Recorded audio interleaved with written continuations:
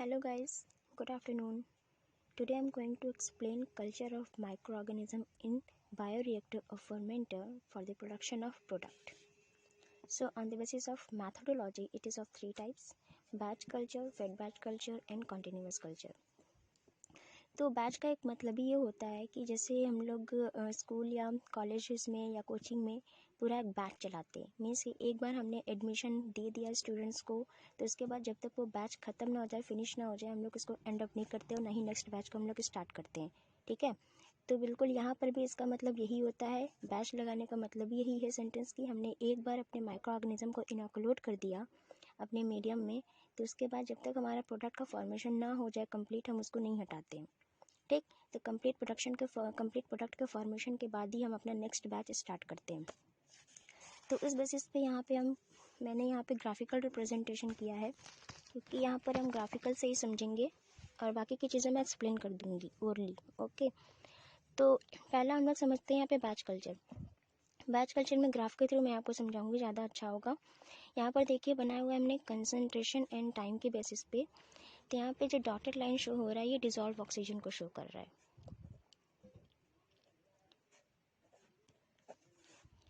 ये dissolve oxygen को show कर रहा है। ये जो वेव लाइन बना रखी है ये हमारे सबस्ट्रेट को शो कर रहा है, मीन्स कार्बन सोर्स। और ये जो स्ट्रेट लाइन बना रखी है, डार्क लाइन बना रखी है, ये मैंने अपने माइक्रो ऑर्गेनिज्म को शो कर रहा है। ये number of cells, microorganism कह सकते हैं, नंबर ऑफ सेल्स। एक बात और कि जब हम कल्चर करते हैं तो कल्चर में हम अपने इनोकुलेशन के लिए माइक्रो ऑर्गेनिज्म भी ले सकते हैं, अपने प्रोडक्ट के फॉर्मेशन के लिए प्लांट से ले सकते हैं, एनिमल से ले सकते हैं, या फिर एंजाइम्स को भी यूज़ कर सकते हैं। ठीक है, तो फर्मेंटेशन में कोई भी सेल यूज़ कर सकते हैं हम। तो it is depend on the type of product कि हमें कौन सा प्रोडक्ट चाहिए। तो यहाँ पर जो बैच कल्चर है इसमें आप देख रहे हो कि यहाँ देखो आप नंबर ऑफ सेल्स, यहाँ देखिए number of cells microorganism की यहाँ पर देखिए तो इंक्रीज नहीं है, कांस्टेंट है।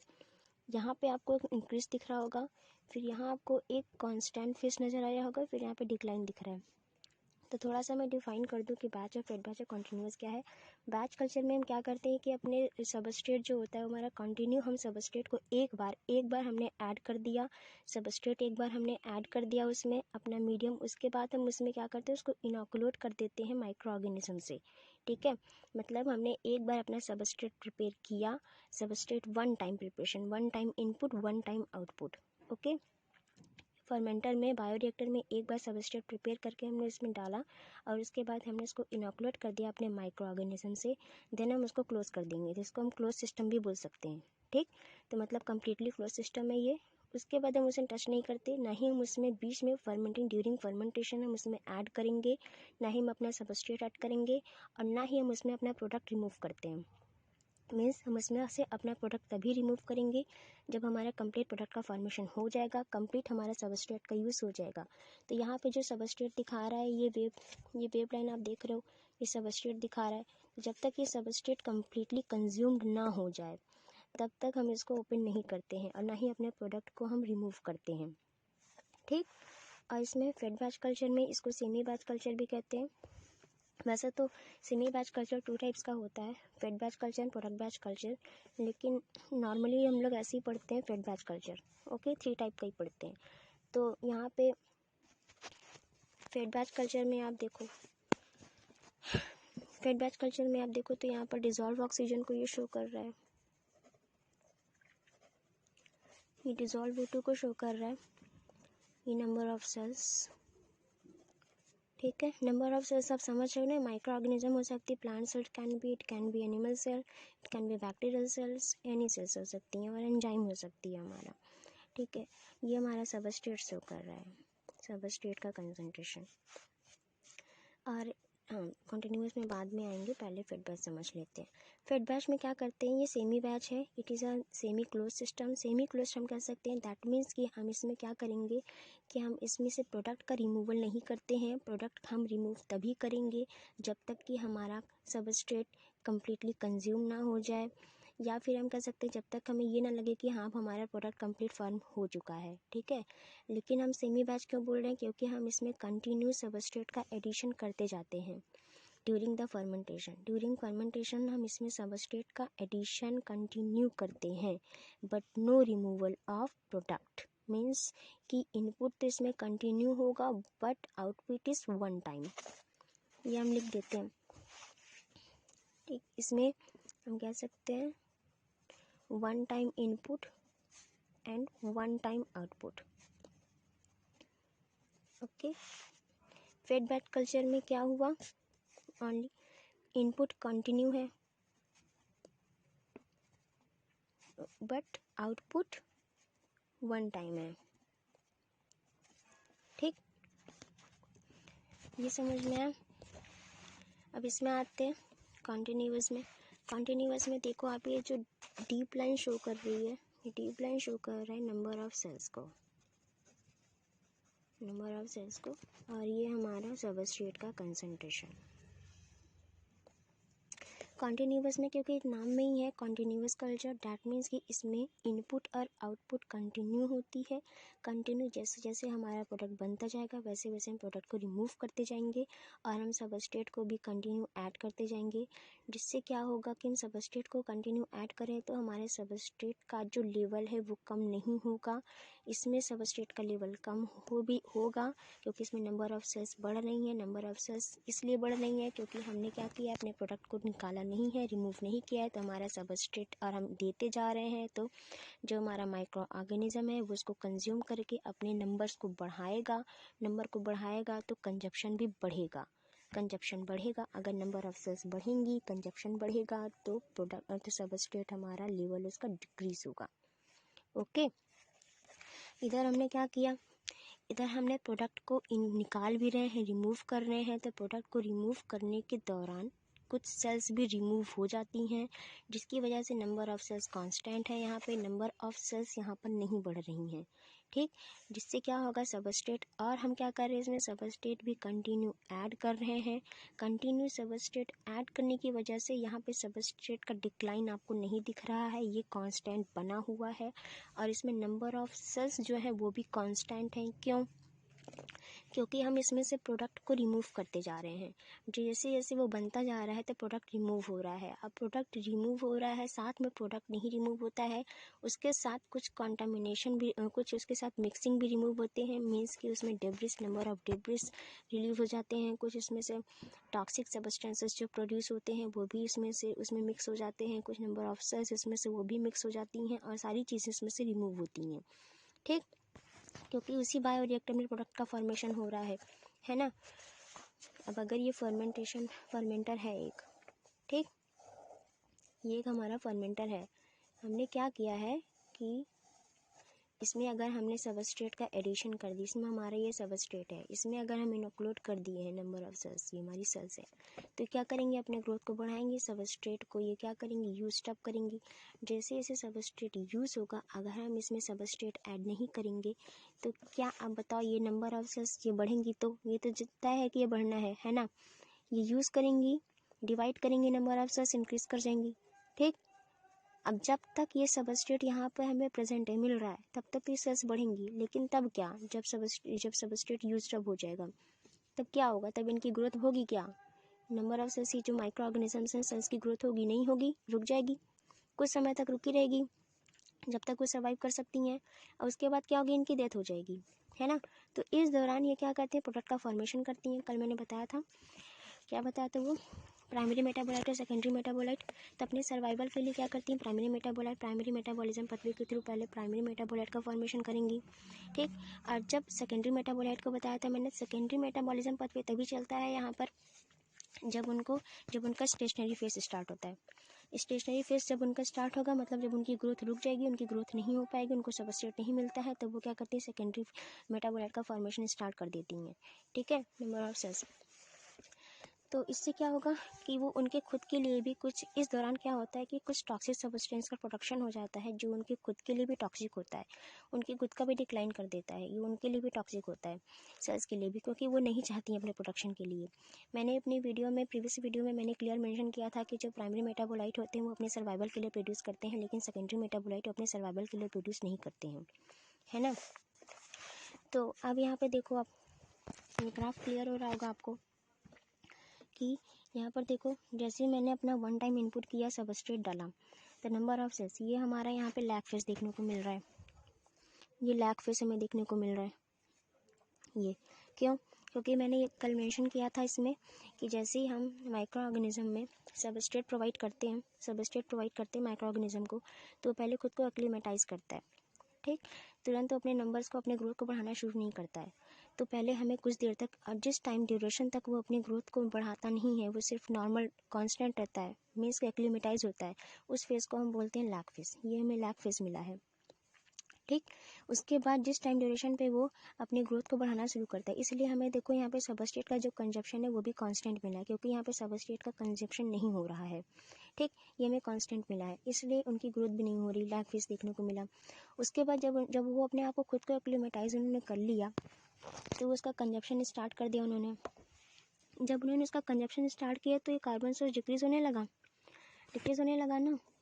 देखो आप, कार्बन सोर्स डिक्रीज़ हो रहा है, क्या हो गई है, ये देखो नंबर ऑफ सेल्स इंक्रीज होनी स्टार्ट हो गई, ग्रोथ बढ़ने लगी, उनकी ग्रोथ होने लगी। तो इस फेज़ को हमने क्या कहा? Log phase. इस फेज़ को मैंने क्या कहा? लॉग फेज या एक्सपोनेंशियल फेज। लॉग फेज या एक्सपोनेंशियल फेज, ओके। जब उनकी ग्रोथ होनी स्टार्ट हुई, उन्होंने स्टार्ट कर दिया सबस्ट्रेट का कंजप्शन, तो उसको हमने कहा लॉग फेज। लॉग फेज के बाद बहुत तेज़ी से उनकी ग्रोथ होती है। लॉग फेज स्टार्ट हुआ, याद रखना, क्लियर डिफरेंस याद रखो, मैं क्या बोल रही हूँ मेरे सेंटेंस पर आप ध्यान दो। मैंने कहा कि जिस समय उनकी ग्रोथ नहीं हो रही है तो उसे हमने लैग फेज कहा। जिस समय पे ग्रोथ स्टार्ट हुई उसको लॉग फेज, और जिस समय पे तेज़ी से ग्रोथ होगी उसे एक्सेलरेशन फेज। डिफरेंस से याद रखना आप। 6 फेज देखने को मिलती है, मैं 6 फेज सारी क्लियर कर दे रही हूँ यहाँ पे। इसे हम कहेंगे एक्सेलरेशन फेज, जिस समय पे तेज़ी से उनकी ग्रोथ होगी, ठीक है। उसके बाद कुछ समय पर, आफ्टर सम टाइम, जब सबस्ट्रेट का, क्योंकि ये क्या है, बैच कल्चर है, इसमें क्या है, one time input one time output है ना। तो एक बार केवल सबस्ट्रेट डाल दिया था, फिर इनॉकुलेट कर दिया था माइक्रो ऑर्गेनिज्म से, दोबारा हमने सबस्ट्रेट नहीं डाला, तो भैया जितना खाना दिया गया है वो उतना ही ना खाएंगे, और खाना तो दिया नहीं, लोग बढ़ गए हैं, नंबर ऑफ सेल्स बढ़ गई, लोग बढ़ गए हैं और खाना है नहीं, खाना कोई दे नहीं रहा, तो खाना तो ख़त्म हो गई ना, खाना ख़त्म होने लगा। यहाँ तक तो बढ़ा लिया तुमने, संख्या, नंबर बढ़ा ली, पॉपुलेशन बढ़ा ली, नंबर ऑफ सेल्स बढ़ा ली, अब क्या, जब खाना ही ख़त्म हो रहा है तो क्या होगा? कुछ देर तक भूखे रहेंगे वो लोग, जैसे भाई खाना नहीं दोगे तो कुछ देर तक भूखे रहेंगे कि नहीं, तो कुछ देर तक कुछ समय तक उनकी ग्रोथ नहीं होगी, स्टॉप हो जाएगी, ठीक है। तो एक्सेलरेशन से कौन सा फेज आ गया? Stationary phase. ये स्टेशनरी फेज, कुछ दिनों तक खाना नहीं खाओगे तो वैसे ही रहोगे, रुके रहोगे, भूख लगी रहेगी, लेकिन क्या होगा, तुम्हारा जो खुद का होगा, तुम्हारी बॉडी में जो खुद का स्टोरेज होगा, फैट, कार्बोहाइड्रेट, फैट, प्रोटीन, उसका यूज जब होना स्टार्ट होगा, बस वही चीज़ें होती हैं यहाँ पे। प्राइमरी मेटाबॉलिज्म चल रहा था, उनका सर्वाइवल चल रहा था। स्टेशनरी फेज स्टार्ट हो गया, सबस्ट्रेट का कंजप्शन खत्म, सबस्ट्रेट का कंजप्शन हो चुका है, सबस्ट्रेट यूज हो चुका है, सबस्ट्रेट नहीं है। स्टेशनरी फेज स्टार्ट हो चुका है तो सेकेंडरी मेटाबोलाइट का प्रोडक्शन स्टार्ट हो जाएगा। सेकेंडरी मेटाबोलाइट मतलब वो अपनी खुद का जो उनका स्टोरेज है, एनर्जी रिसोर्सेज खत्म हो गई हैं, तो एनर्जी रिसोर्स के लिए सेकेंडरी मेटाबोलाइट का प्रोडक्शन स्टार्ट हो जाएगा, जो उनके खुद के लिए भी टॉक्सिक होता है। इसी दौरान एंटीबायोटिक्स का प्रोडक्शन होता है, एल्कलॉइड्स का, फिनॉलिक्स कंपाउंड का, टॉक्सिक सब्सटेंसेस का प्रोडक्शन होता है इसी दौरान, ठीक है। तो अब क्या होगा, कुछ दिनों तक तो ऐसा चलेगा, लेकिन कब तक चलेगा? नंबर ऑफ सेल्स भाई बढ़ तो चुकी हैं, नंबर ऑफ सेल्स तो नहीं बढ़ेंगी, वो कांस्टेंट रहेंगी, इसीलिए यहाँ पे कंसंट्रेशन दिखाया गया, नंबर ऑफ सेल्स का कांस्टेंट हो गई। खाना नहीं मिल रहा है तो ना कैसे रिप्रोड्यूस करेंगी, है ना, मतलब रिप्रोड्यूस नहीं, डिवाइड करेंगी, कैसे डिवाइड करेंगी नंबर ऑफ सेल्स, ओके। तो अब क्या होगा, इनका डिक्लाइन स्टार्ट हो जाएगा। तो अब देखो यहाँ तो जो दिखाई दे रहा है, यहाँ पे डिक्लाइन स्टार्ट हुआ है, इसको हमने कहा डीएसेलरेशन फेज, इसको मैंने कह दिया डीएसेलरेशन फेज, ओके। अब यहाँ पे उनका डिक्लाइन स्टार्ट हुआ, डीएसेलरेशन फेज, कुछ दिनों तक उनकी डेथ, कुछ सेल्स की डेथ होगी, मतलब उनका डिक्लाइन स्टार्ट हो चुका है, धीरे धीरे सभी सेल्स का डेथ हो जाएगी, तो फिर यहाँ पे देखने को मिलेगा डेथ फेज, ओके। 6 फेज मिली, lag phase, log phase, acceleration phase, stationary phase, deceleration phase, death phase. Means batch culture में हमें ऑल 6 फेजेस देखने को मिलती हैं, बिल्कुल क्लियरली डिस्टिंक्ट होती हैं यहाँ पे, ठीक है। सबस्ट्रेट का कंजप्शन कंसंट्रेशन दिखा दिया। अब डिसॉल्व ऑक्सीजन पर आते हैं। स्टार्टिंग में देखो यहाँ पे कांस्टेंट है, क्यों? क्योंकि यहाँ पर जो माइक्रो ऑर्गेनिज्म है खुद को एक्लीमेटाइज कर रहा है, रिसोर्सेस उसने यूज़ नहीं किया है, तभी डिजॉल्व ऑक्सीजन का यूज़ नहीं हुआ है, तो इसलिए इसका कंसंट्रेशन यहाँ पर हाई है। ठीक, जैसे ही इसका एक्सपोनेंशियल ग्रोथ स्टार्ट होगा तुरंत डिजॉल्व ऑक्सीजन वहाँ पे यूज अप होने लगेगा। इस वजह से इसका कंसंट्रेशन क्या हो गया, बहुत तेज़ी से डिक्लाइन हुआ है, बहुत तेज़ी से घटा है। ठीक, धीरे धीरे वो स्टेशनरी फेस में आएगा तो डिजॉल्व ऑक्सीजन फिर से हमारा यहाँ पर हमारा फिर से इसका कंसंट्रेशन बढ़ गया है, यूज अप नहीं हो रहा है, क्योंकि उसको रिसोर्सेज नहीं मिल रहा है, इसलिए नंबर ऑफ सेल्स नहीं बढ़ रही है। नंबर ऑफ सेल्स यहाँ पे बढ़ रही थी, इसलिए बहुत तेज़ी से डिक्लाइन हुआ था। अब नंबर ऑफ सेल्स यहाँ पे कांस्टेंट है, यहाँ पे कांस्टेंट हो गई, इसलिए इसका कंसंट्रेशन बढ़ना स्टार्ट हो गया। अब जैसे जैसे वो डेथ फेस में जाएंगी तो धीरे धीरे ये डिजॉल्व ऑक्सीजन का कंसंट्रेशन भी कांस्टेंट हो जाएगा, क्योंकि वो यूज अप नहीं हो रहा है, ना तो वो बढ़ रहा है संख्या। क्यों यहाँ पे कांस्टेंट क्यों हो गया? क्योंकि प्रोडक्ट का फॉर्मेशन नहीं हो रहा है ना, नंबर ऑफ सेल्स यहाँ पे घटने लगी ना, बढ़ने लगी यहाँ पर सेल्स। प्रोडक्ट का फॉर्मेशन के दौरान जब प्रोडक्ट का फॉर्मेशन होता है, सबस्ट्रेट का यूज़ करके प्रोडक्ट का फॉर्मेशन होता है, तो उस टाइम पे ऑक्सीजन रिलीज होता है। ठीक है, कुछ प्रोडक्ट के टाइम पर ऑक्सीजन रिलीज होता है। तो जब हमें फर्मेंटेशन में, जब हमें कल्चर के टाइम पे जब हमें एरोबिक कंडीशन देनी होती है, तो हमें ऑक्सीजन यहाँ पर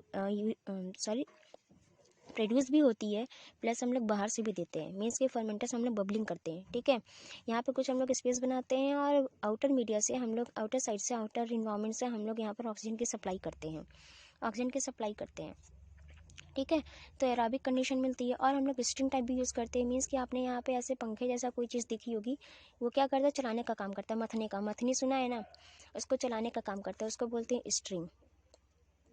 ओके, तो इसे चलाने से क्या होता है, जो ऑक्सीजन होती है वो बिल्कुल इक्वली अमाउंट में, इक्वल प्रपोर्शन में वो डिसॉल्व हो जाती है, तो इससे हम लोग एरोबिक कंडीशन प्रोवाइड करते हैं। ठीक, लेकिन जब हमें एनारोबिक कंडीशन प्रोवाइड करनी होती है तो प्रोडक्ट के फॉर्मेशन के टाइम पे ऑक्सीजन रिलीज होती है, तो इस ऑक्सीजन का क्या करें?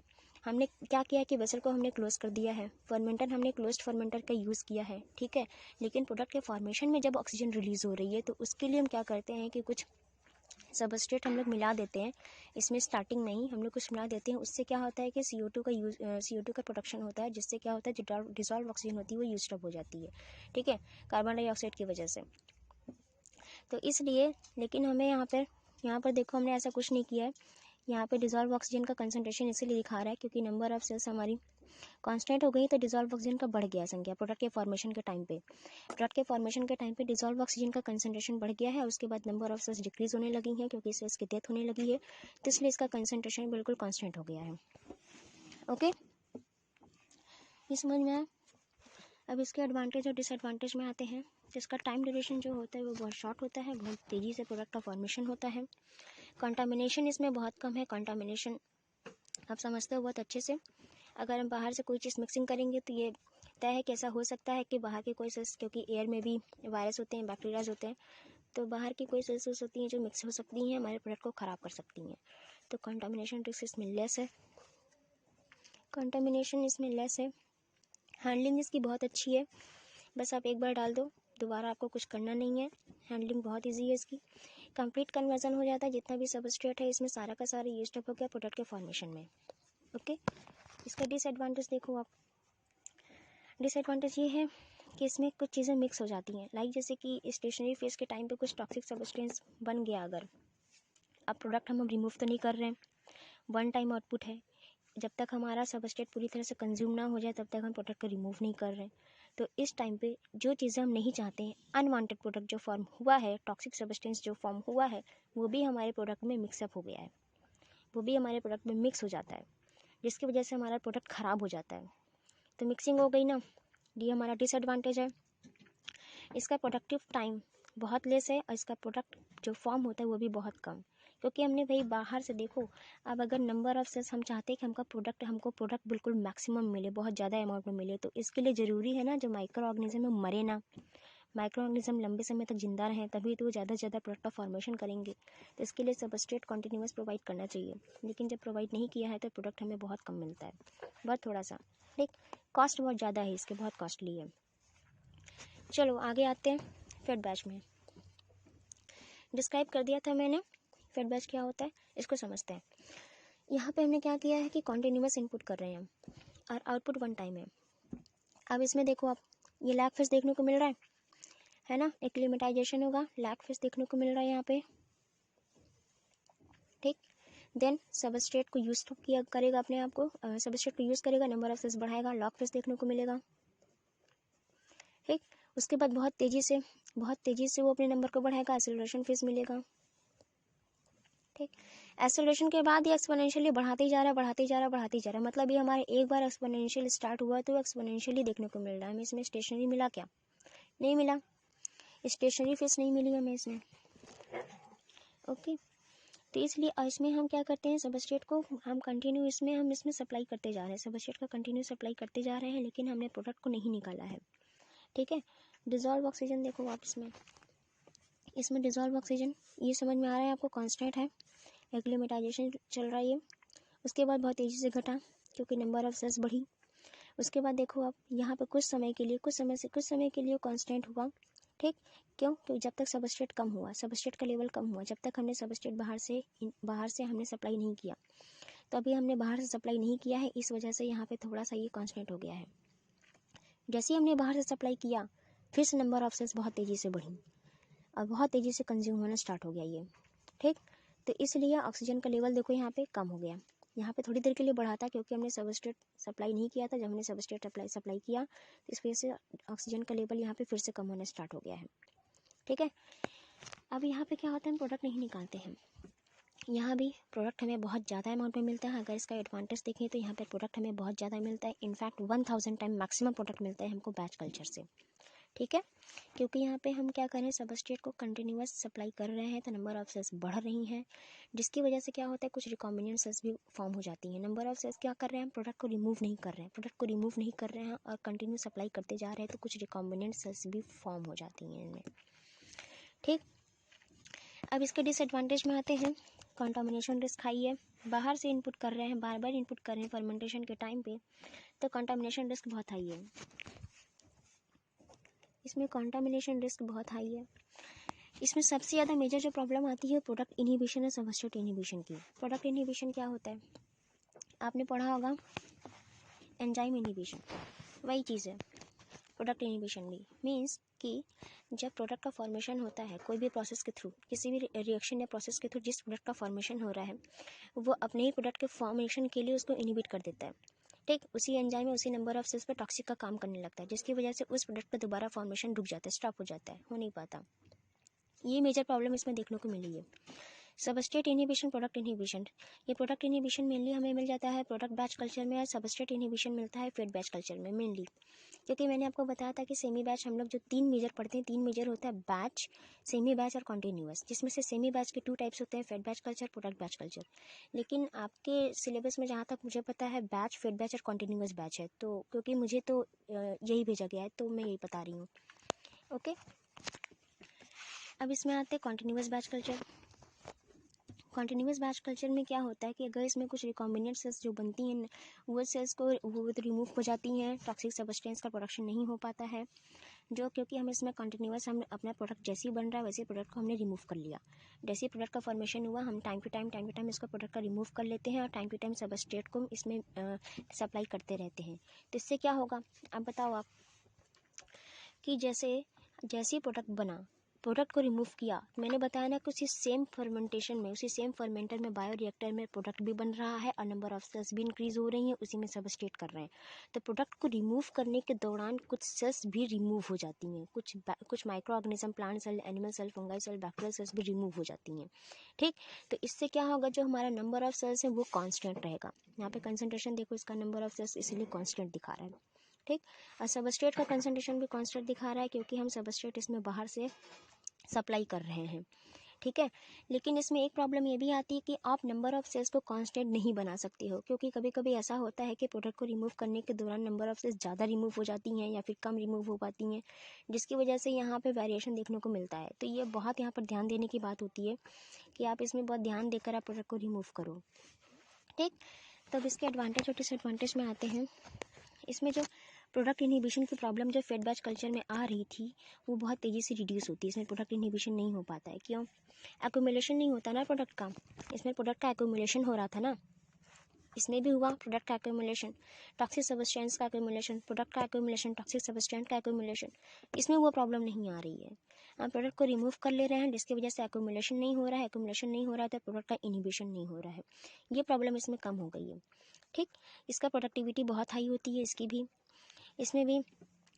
और सबसे इसकी अच्छी बात ये होती है कि इसको हम मैनुअली ऑपरेट कर सकते हैं, इसमें हैंडलिंग की प्रॉब्लम नहीं होती है, बहुत अच्छा होता है। ये मैनुअली ऑपरेट कर सकते हैं आप, कंट्रोल सिस्टम इसका बहुत अच्छा है। आप इसको बायोरिएक्टर फर्मेंटर्स में डाल दो, कंट्रोल सिस्टम पे इसको एडजस्ट कर दो, तो ये अपने आप ही ऑटोमेटिकली ये प्रोडक्ट को रिमूव कर देते हैं सबस्ट्रेट को। बस हमें हाँ देखना होता है टाइम टू टाइम कि हाँ हमारी नंबर ऑफ सेल्स वो प्रॉपर रहें। ठीक, आते हैं इसकी डिसएडवांटेज में। कंटामिनेशन रिस्क बहुत हाई है, वेरी हाई, प्रोडक्ट को रिमूव करने के टाइम पर भी और सबस्ट्रेट को ऐड करने के टाइम पर भी। ओके, आई होप आपको बहुत अच्छे से समझ में आया होगा। अगर फिर भी एनी डाउट है तो आस्क मी, मैं आपके डाउट क्लियर कर दूँगी। और कल अगर मैं वीडियो बनाऊँगी तो उसमें आपको बताऊँगी कि किस टाइप के प्रोडक्ट हमें फॉर्म होते हैं, लाइक एंटीबायोटिक्स हो गए, एंजाइम्स होंगी, किस टाइप के मीडिया यूज़ करते हैं। जैसे कि फॉर एग्जांपल 2 टाइप का मीडिया मेनली हम लोग यूज़ करते हैं, सॉलिड स्टेट मीडिया और लिक्विड मीडिया। ठीक, तो solid depend on the type of product. जैसे कि सॉलिड स्टेट मीडिया जनरली हम लोग यूज़ करते हैं एंजाइम के प्रोडक्शंस में, और लिक्विड मीडिया यूज़ करते हैं हम लोग जैसे कि हमें कोई बेवरेजेस प्रोड्यूस करने हैं, कोई अल्कोहलिक प्रोड्यूस करना हो, कोई ड्रिंक लिक्विड मीडिया कोई लिक्विड प्रोड्यूस करना हो, तो इसके लिए हम लोग लिक्विड मीडिया यूज़ करते हैं। तो उस मीडियम में क्या सोर्सेस होने चाहिए, carbon sources, nitrogen sources, sulphur और फास्फोरस सोर्सेस, उसके क्या रिसोर्सेज होने चाहिए, क्या उसकी क्वांटिटी होनी चाहिए, कितनी होनी चाहिए, वो सब बताऊंगी मैं कल। प्लस बायोरिएक्टर किस टाइप का होना चाहिए, फर्मेंटर का design, bioreactor design and type of fermenters. Okay, thank you.